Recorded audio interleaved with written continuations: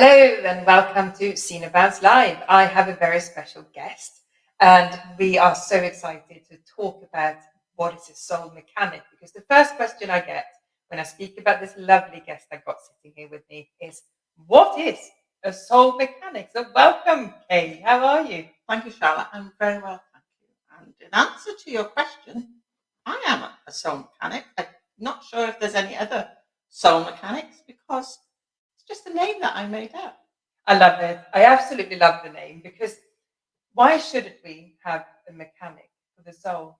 We have mechanics for cars, where other engineering sort of things, and the bodies and engineering, yeah. And we need it. So people say, what do you do, and what, because you do so much. So in terms of what you do, tell me a little bit in a very short case. I read tarot and soul cards because people don't think for themselves this day and age. We are drip fed, whether we like it or not, through adverts, through reading, through all sorts of things. We get drip fed. So I like to push people out of their comfort zone and to think for themselves with the tarot cards. I also use then a therapy called Kinetic Shift, which helps them to achieve goals when they feel that they can't. There's a block stopping them. And then I've got a help that I help them with those things that I've just spoken about, thinking for themselves, accepting themselves, and moving forwards. But the soul mechanic came about because, believe it or not, Charlotte, I was depressed for 50 years. 50 years. Did you know that you were depressed? I did. You didn't know? Yeah. I didn't know, obviously, straight away, because it started when I was 3 years old. Wow. I lived in Bath at the time.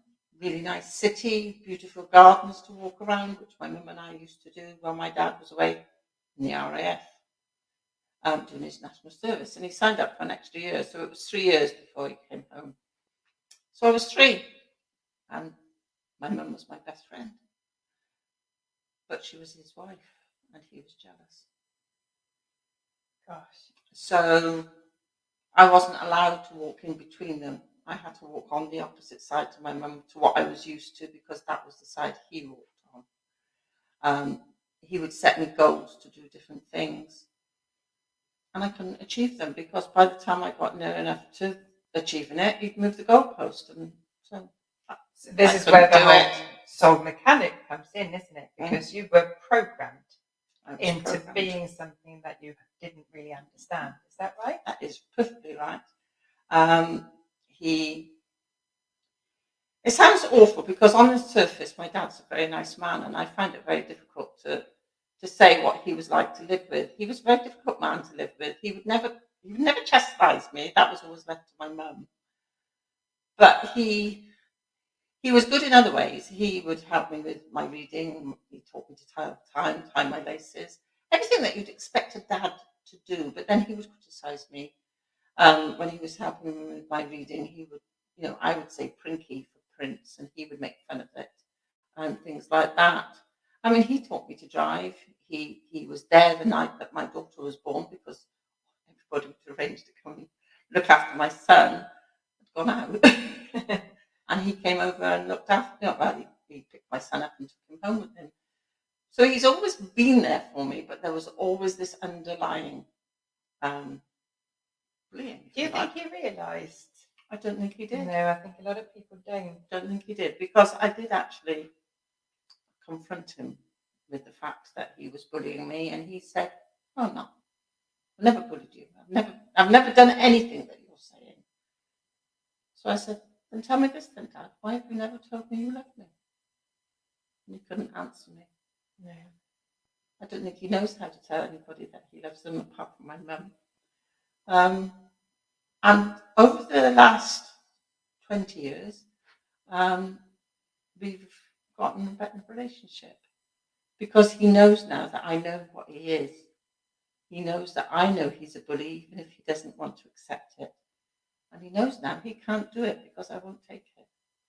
I'll stand up to him, or I'll walk away and not go back for a while. So going back to what you do, this is what you help people with. This is what I help people with. And I know that there are other people suffering in that way, because I wasn't on my, I can't have been the only one. No. But it's hard to admit it. I think it's the hardest thing that you mentioned in the beginning is to think for yourself. Because if you've had responsibility, especially in a family relationship, so I was always the mum in the family, even though I have a mum and dad, it was left to me because my brother was poorly. So from a young age, you take on a role, and I know that so many people that watch this would have similar stories. And I think when you grow up and you realize why you are what you are, lots of these things will come forward. But sometimes it feels really horrible, like you said, to say something so negative about the people that you love. Yeah. But it's just, you understand it, don't you? But it's very hard to I don't think we always necessarily understand it either. I think it takes a long time of undoing the mechanics, if you like, untangling the web of wires that have been crossed, because you think that you're the only person in the whole wide world that this is happening to, and we're not. No. And it's when you start sharing that, and I find it a lot with business owners, because often there's other things involved, like neurodiversity. There can be all sorts of different things that have made us become what we are and why we are what we are. And talking about it, actually, you realize that everyone's got a story, but a lot of the time they're very interlinked and similar stories, isn't it? I mean, I'm a great believer in kindness this day and age. Wouldn't have thought that if you'd known me 20 years ago, because I had a great big chip up here and I wasn't very nice. But I think kindness and respect, and my father never respected me, because I wasn't allowed to have a mind of my own. And yes, he was kind to me in a way, but because he didn't respect me, that kindness meant nothing. I think the two's got to go together. And I started off the soul mechanic to help private individuals, not businesses. But as I've expanded, I've realized that business owners can be helped by this as well. So do you tend to have a mixture of people now? Somebody asked me the other day, how can you help business owners? Well, it's simple. Business owner is a person. Forget the business. That will look after itself if you were in the right frame of mind. Yeah. If you're not in the right frame of mind, if you've got something at the back of your mind all the time, then it will take your mind off your business. I mean, one of my members in my hub, when we had a one-to-one for the first time, I said to him, "So what's bothering you then? What's stopping you from focusing on your business?" And he said, "You're going to laugh, but I got a frying pan that needs to be taken back to the camp shop, and I haven't done it." And I said, "But why haven't you done it?" He said, "Because I haven't made the time." And I said, "Okay, the next one-to-one we have, I will ask you, have you taken that frying pan back?" A couple of days later, I got an inbox from him saying, "You don't need to ask me, I've done it." It can be the simplest thing, that simple. Can't it? That's simple. So what would you say to people that are out there and feeling depressed, knowing that they're depressed, but maybe not, there's so many different levels of depression. What would you say the first step? Because you do feel extremely lonely when you're in that space. I think the first thing you've got to realize, you're not on your own. The second thing is, don't be frightened to ask for help. And that doesn't necessarily mean going to the doctors. All right, that was my first port of call when I first felt that things weren't right, when I was crying my eyes out every time I went to school. But my doctor was very kind that I met that time and told me that he could give me Valium or I could go to work. I chose the latter. I've never taken any antidepressant tablets, because if you read antidepressant tablets, most of them say they cause depression. Yeah. So that was the first time I realised I was depressed, and then I was depressed for quite some time after that. But when my daughter was born 10 years later, it came really to the surface again, and I went to a counsellor at that time. Via my doctor, it was a different doctor, and he sent me to a counsellor who was fantastic. Again, no drugs were involved. Now, Not everybody wants to talk to a counsellor. Not everybody wants to admit to an authoritative person that they think they've got depression or they're not feeling right. You can come and chat to somebody like myself. Yeah. Because, I've been there. I'm not going to say I'm there necessarily on the level that they are, but I do understand.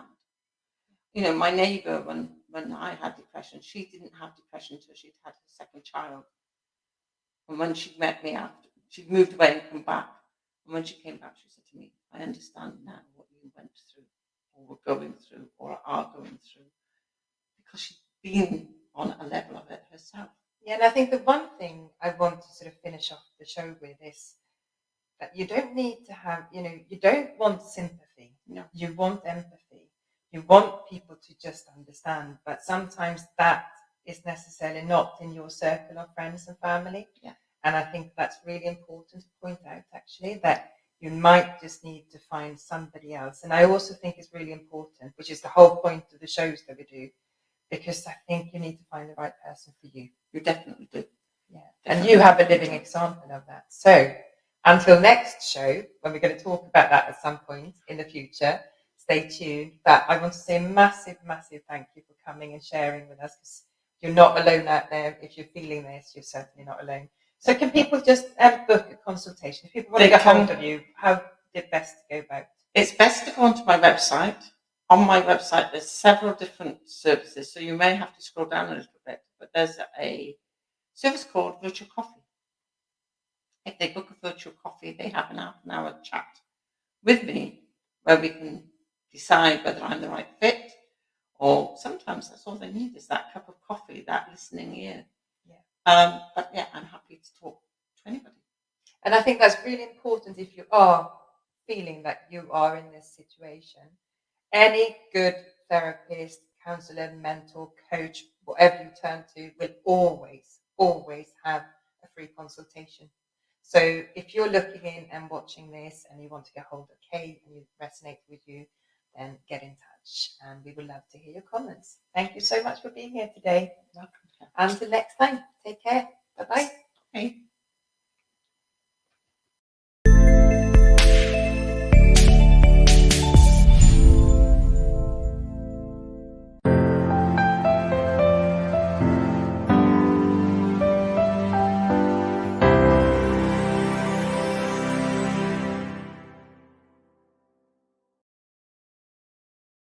Hello and welcome to Sina Bounds Live, and I am joined with the amazing Kay Downie, the soul mechanic. I love that. Absolutely love it. You might have seen one or two of the previous shows, but today we're going to talk about something that I know absolutely nothing about. So you use some non-intrusive therapy, Kay, that is called Kinetic Shift. Right. Do you know what that is? If you don't, stay tuned. It's over to you, Kate. Tell me, what is it? I've not heard of that before. Kinetic Shift. Carl Smith will probably not like the way that I'm going to explain it because it's his therapy and his baby. But Carl had PTSD, and Carl found that doing different types of therapies like NLP, shamanism, color therapy, spiritual healing, all these different therapies, a bit of this and a bit of that, helped him. But he had to put them all in a melting pot to get the complete help. And he called that therapy that he came up with Kinetic Shift. So basically all it means is moving something, shifting an energy. We are all energy. Everything is energy. Your energy, the chairs we're sitting in are energy. The camera that's recording us is energy. Everything is energy. So we come to a point in our lives that we feel that we're pushing water uphill, if you like. We can't seem to get past a block. There's something stopping us. I'll use for an example a lady that I actually sat next to on an aeroplane coming home from a holiday. And she started talking to me and was telling me how anxious her husband was and that he'd suffered with anxiety for as long as she could remember. And I took the opportunity to say, I can help him. Gave him my business card. I thought, I won't hear any more of this, but he did contact me, and he did come for a therapy.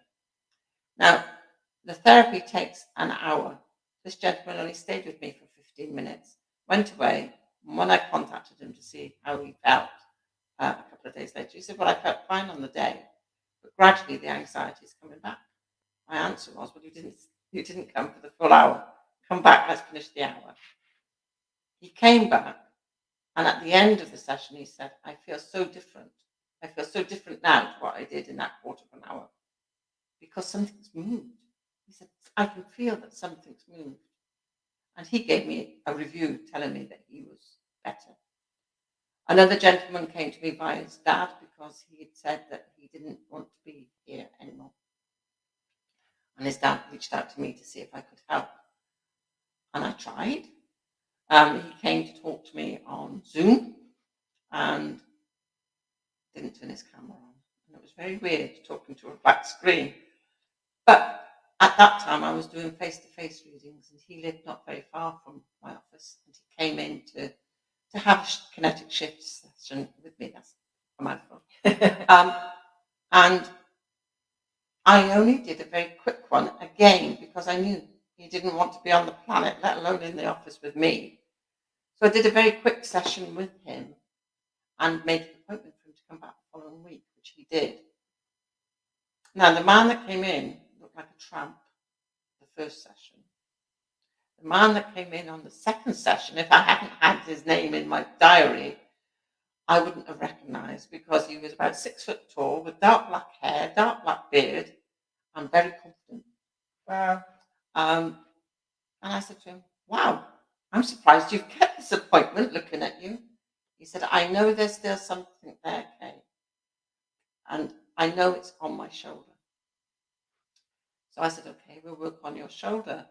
And as I put my hand just over his shoulder, not actually touching it, I could feel the heat of something coming out of his body. So we did another quick session, or we completed the whole hour that he had put me booked in for the first time. And I've never seen him since. I know he's alive, because I've seen different things about him.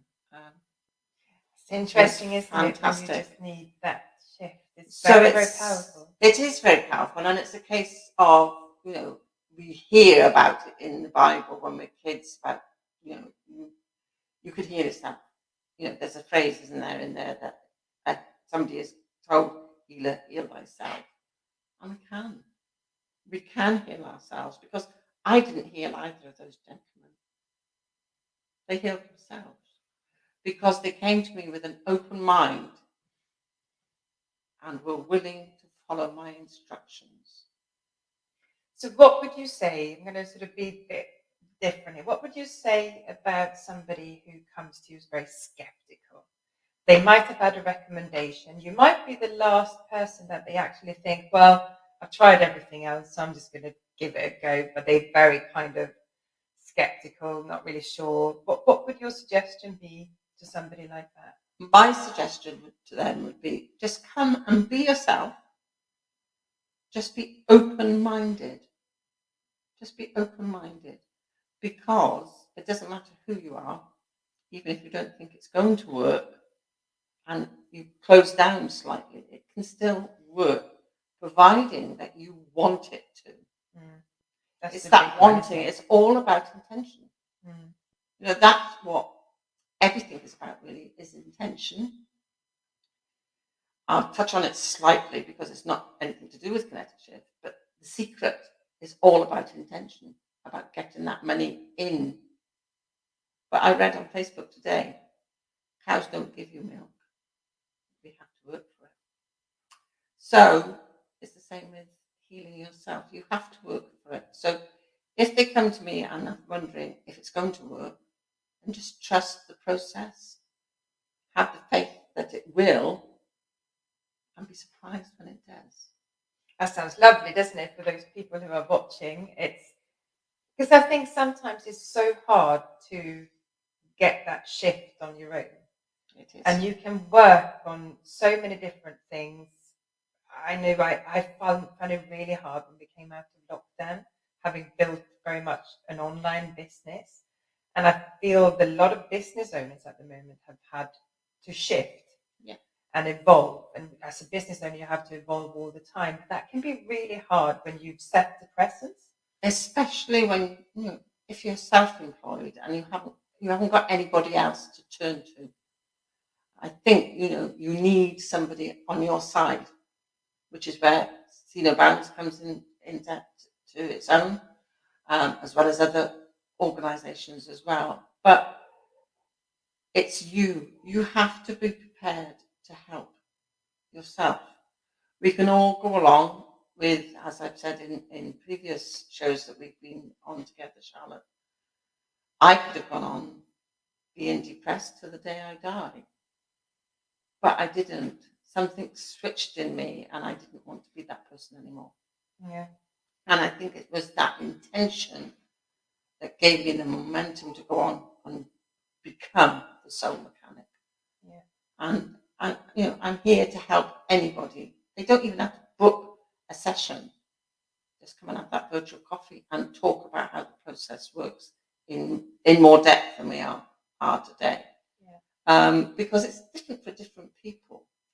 So, it does work. It's not a magic wand. It's, I call my toolbox my spiritual spanners, but there's no spanners involved. It's pure, I'm going to use the word imagination.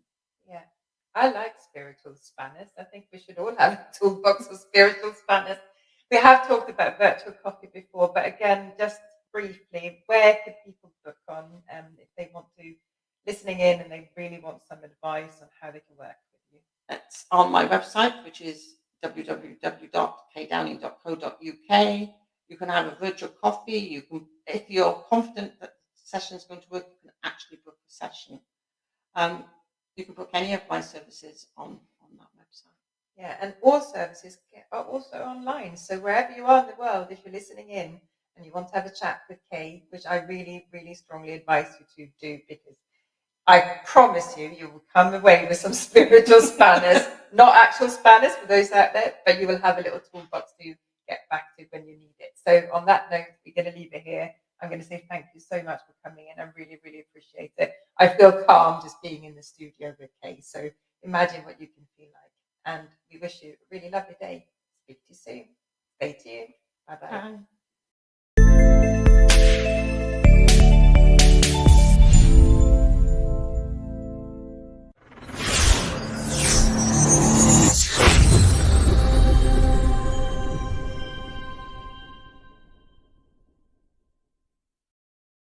Hello and welcome to Seen Bounce Live. Today we're going to spice it up and we're going to talk about tarot readings. I have a very special guest, Kay Downie. You travelled up here today. It's really lovely to have you in the studio. It's great to be here, and it was a nice journey. Yeah, it's lovely to be in the studio with Kay. Kay and I've done a few things online, but we also done a really lovely celebration when we had a makeover and photo shoot, which was very special. But today it's going to be all about tarot readings and what you need to know, because I was actually quite skeptical about tarot readings. I think most people are. And I think if you're listening in, you might have been too. And I'm going to tell you actually why I was skeptical, because my nan was told that one of her children might die when they were young, and they never did. And obviously we're talking donkeys years ago, and that's not something, you can't predict the future, can you? And this is something I know that you're really strong about. So let's start there. And in fact, when you came into the office and you said that you do tarot readings, they said, do you predict the future? And my answer was no. Exactly. So what is tarot readings all about? Tarot readings is about getting you to think. They're just a tool, really. Piece of paper with a picture on. I read tarot and I also read soul cards as well. People ask me what's the difference. Nothing. They're just pieces of paper with pictures on. The only difference is tarot you can get a book with, soul cards you can't. So tarot we're focusing on, and no, I don't believe you can predict. As you said, you were skeptical, these things happen and then it doesn't materialize. And I think that the main thing I was taught when I was learning to read the tarot was be kind. Be kind. Your job is not to frighten people. Your job is not to upset people. Your job is to tell people what they need to hear in a very uplifting manner. To support, really, isn't It's it? a support mechanism, yes. And it works. You know, I was told many years ago, before I started reading the tarot, that I was going to move overseas. And at that time, we were actually thinking of moving to New Zealand, and we never did. So I was a bit, doesn't happen. But then I did move overseas because I moved over from England to Wales. Yeah. So I did move overseas, so it would fit. But that's not what they're about. They're about here and now. And what tarot card readers do is tell you your past. They read the cards for your past purely so that you know that they know what they're talking about. So how did you get into it? How did it start? A friend of mine wanted to learn to read the tarot. I'd already been to a workshop, and believe it or not, I threw my tarot cards in the bin. But this lady wanted to learn to read the tarot, and she wouldn't go to the tarot card workshop that I found unless I went with her. So I was frog marched to a tarot card workshop, and I liked it. It was very different to what it had been that first time when I threw them away, purely because I was in the right position to do it at that time. And I went on to a group on Facebook and said that I was happy to read for people as a novice. And I had about 400 replies. Oh, wow. And I will hasten to add, they each did get a reading, but not all at once. That's a lot. And I came out of the group because the group didn't like that I'd had such a big response to the request. So I then started doing things on my own. First of all, just reading for friends. And then I got a bit braver and I started going to wellbeing events and reading them there. Did you always know that you had that spiritual sort of ness in you? The spiritualness, yes. I suppose when I think back, was always there because I could see shapes in clouds or carpets or wallpaper or whatever. Reading cards, anybody can read cards. I actually hold workshops. There's 2 coming up in November. Mm-hmm. But there's nothing to worry about with the tarot. It's just a piece of paper with a picture on. The most feared card in the tarot deck is the death card. But it doesn't mean somebody's going to die. So it's about learning. So you can do workshops to learn. And what's the process if somebody wants to learn? There is a Facebook and LinkedIn event up at the moment for the 17th and the 25th of November. They're both the same workshop, exactly the same, but one's on a Friday, one's on a Saturday, because some people can't make one or the other. Basically, I just go through the process that I go through myself when I'm reading the cards, which is basically just in my gut. So how can it help? So we've talked about you need to know about tarot readings. And I think first of all, it's really important that you actually know the person or feel comfortable with the person. So you don't necessarily need to personally know the person. No. But you just feel that comfort. Because obviously what happened to my nan was not something that she would have wanted to hear. A similar thing happened to my grandmother. She sat in a circle and was told to go home and turn a bottle upside down on the sideboard. But she did. And that's where the scary bit came in. It filled with smoke and she smashed it and never went back to the circle. That's just given straight through. So yes, it's in my genes. And I think I would have probably smashed the bottle and run away as well. But I was lucky enough to sit with people that I was drawn to. Now I'm doing an event on the 5th of August in Carmarthen. It's not my event. I'm actually there reading tarot cards. But there's about 13 or 14 other readers there. Which you might think, but it's not, because people will go to people. Absolutely. And this is what it's like a magnet. Say. Yeah. It's a magnet. You've got to feel that connection. But so I look at tarot readings after what you said as a real kind of support and maybe just a bit of help, because you were talking in an earlier show that we did about thinking for yourself, that we're often very programmed. Can it help with that? Yes. Yeah. Because, first of all, with the tarot, I will tell you about your past. And you've then got to think, because we can never remember everything about our past right straight away. So if they can't accept something straight away, I always ask them to think about it. Now, whilst they're thinking about the past, they're getting away from the present. And that's what it's all about, is getting our physical mentality away from that being mentality. Because at the end of the day, Charlotte, I'm the soul mechanic purely because I believe we're a vehicle for a being. I believe that we're beings being human, not human beings at all. I like that, which is what I love what you talk about when you talk about soul mechanic, because I think it all goes hand in hand. And with the tarot readings, I think you can get some real support if you're open to accept that sort of help. But you've got to be open to it. You've got to find the right person for you. So if people want to have a reading, how do they go about it? They can go to my website, and there's if they scroll right down to the bottom of the homepage, there's the different services that I offer, and they can click on tarot reading or psychic readings. And one thing to point out, because you do everything online, don't you? I do everything online. I do nothing face to face. I used to, but then came lockdown, and I found that I was getting more customers online than face to face. And at the end of the day, I can read from John O'Groats to Sydney. Yeah, it's lovely to see you here, and we've talked about this a lot. So if you're listening in and you want to find out more about tarot readings and how it can support you, and maybe also support you as a business owner, because I think sometimes we all need a little bit of help, don't we? We do. So, Kay, thank you so much for coming in, and really, really looking forward to sharing some more with you very soon. So stay tuned. Thank you for listening, and we'll see you all very soon. Take care. Bye for now.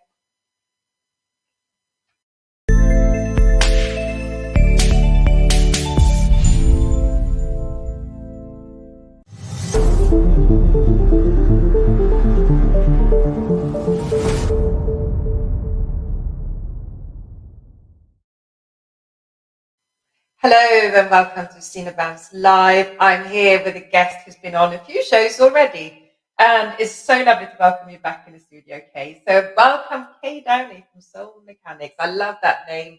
I love the shows that we've done in the past, and today is going to be all about how you can join the Soul Mechanics. So, Kay, you've got this membership going on, and tell us a little bit why you decided to start the membership. What was the purpose, and how did you feel the need to do that?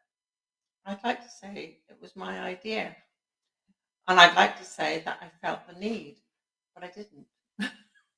It all started with a conversation with a gentleman that I'd known for several years, and he said to me, "Kay, ever since I've known you, you've been coaching.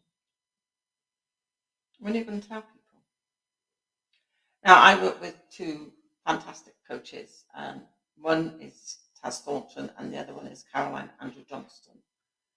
Now, Taz had been telling me for weeks, months, "Kay, you need a mainstream income." And I thought, how am I going to do that? I use Kinetic Shift. I read tarot cards. Both are ad hoc. How am I going to get a mainstream income? And Taz wouldn't tell me how. Taz just kept telling me to do it. So after I'd had this conversation with this gentleman, whose name is Marcus Credence, who is also a coach. We know Marcus well.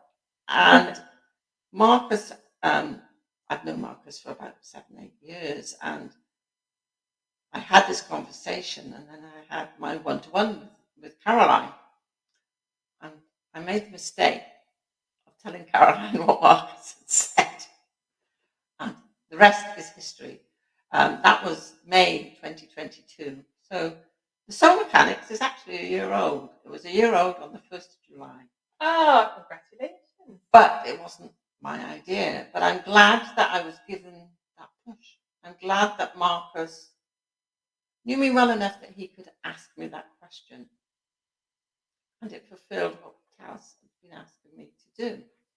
But I know Taz as well, as you know, and I know Marcus, and it's a small world, and I can see exactly why they would have wanted you to do something like this. But if you've been watching the shows previously, you're also going to understand why this is so important. So tell us a little bit about the group, because you mentioned about the group today, and just sitting here talking to you about the group makes me feel really calm. It makes me feel like, there's a supportive group out there. And I think, obviously, we're a community and a network. But as business owners and people, just people in general who are not business owners, you need to find those people that you can relate to.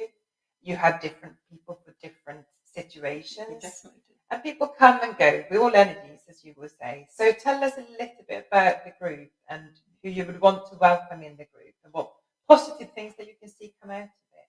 I would welcome businesses and I would welcome individuals into the group. You don't have to be a business owner to be part of the Soul Mechanics.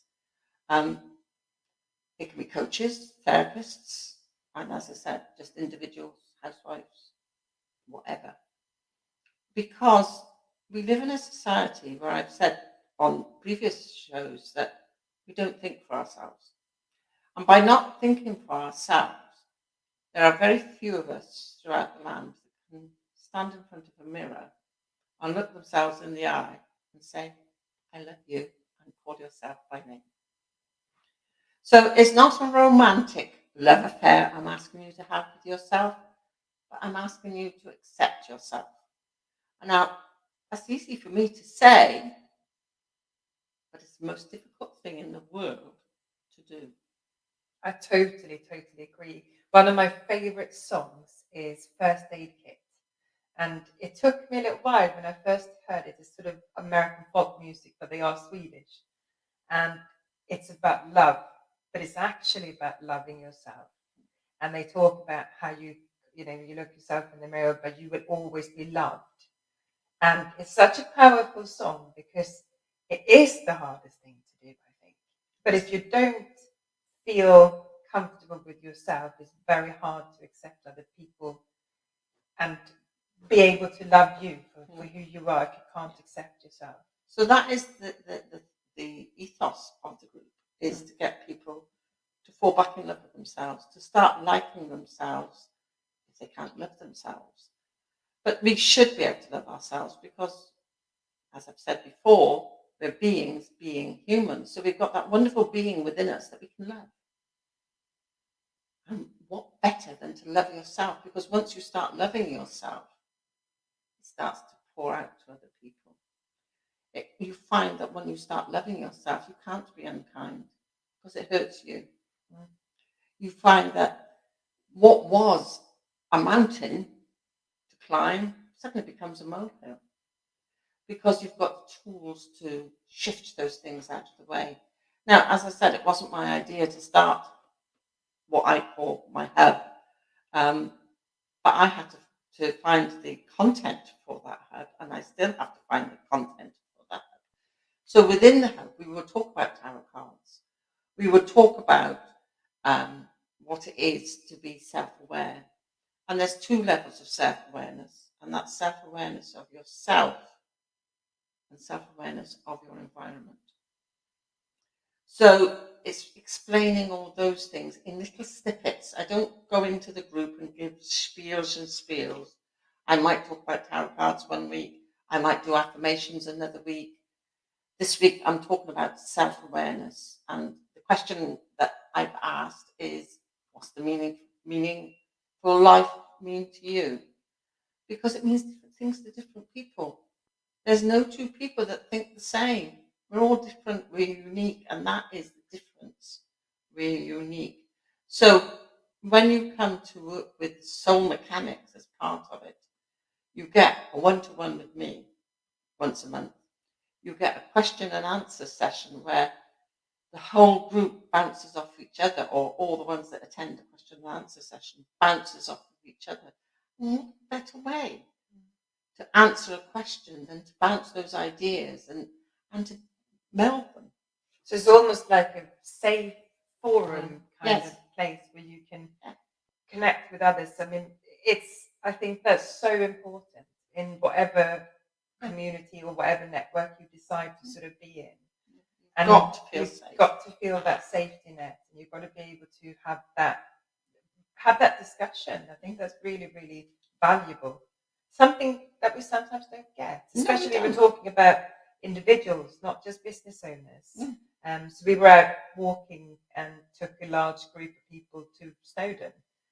There's business owners, but there was also their partners, and it's just finding that level of the likeliness of what you want to discuss as well. The other thing that I include in the membership of my hub is I run an online meditation circle, which anybody can come to. It's open to the public, but for the group it's free. And they come there, and some of the members that I've got already say they get more out of that hour to 2 hours. It runs for an hour advertised, but sometimes it can go on for up to 2 hours. They get more out of that than they do out of the whole rest of it. Yeah, people choose different things, don't they? Yeah. But it's part of that group that's free. Also, they get discounts on my services, including my workshops. So when you think about it, whatever they're paying to come, and the price does vary. At the moment, it's one price. In a few months' time, the price, due to whatever, could go up. So whatever the price is when they join is what people pay for the rest of the time they're in the group. Fantastic. So if you join now sort of in the beginning, you're going to stick with that price. And it's just a rolling contract that you can carry on. But if you join, say, in a 12 months' time, it could be dearer. Yeah. But it will stay the same. Whatever it is, when you join, it will stay that price for the lifetime that you're in the group. If you decide to leave and the price goes up in the meantime, I'm sorry, but you'll pay a higher price. That's a gamble. So, it's a no-brainer. It's an absolute no-brainer. I think if you've been listening in to Kay's shows that you've done with us previously, the calmness that I feel, the things you've been talking about, there's so much to take away. There's so many golden nuggets to take away, and that's just from little snippet of what you can offer, because there's so much more, and I know that. So I think if you're watching this and you think, actually, I really want to have a chat, you offer a virtual coffee where you can literally just have a chat with Kay to see how you can work together, or maybe that's just enough. So how can they get hold of you, Kay? It's on www.kaydownie.co.uk. Thank you so much. Thank you for coming into the Charlott. studio, and thank you to everyone watching. Until next time, we'll see you soon. Stay tuned. Take care. Bye-bye.